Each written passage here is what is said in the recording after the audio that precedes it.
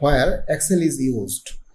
Excel is typically used to organize data and perform financial analysis, and it is used across all business functions and at companies from small to large, even for your own daily budget. So, financial sector is the main use of Excel, including financial sector in exclusive using to perform different kind of calculation analytic.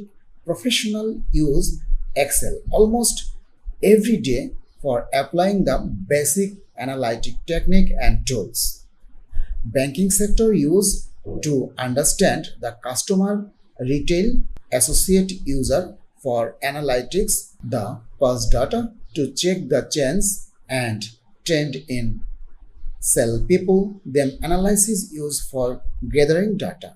Daily, weekly, monthly, quarterly, and yearly report healthcare team used to perform the longitude data analytics. Market researcher analytics used for finding the frequency and conclusive equation.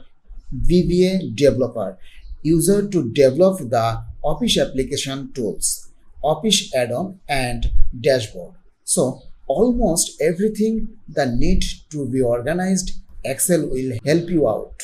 So Excel is a spreadsheet program from Microsoft and a component of a Office product group for business application, or Microsoft Excel enable user to format, organize and calculate spreadsheet.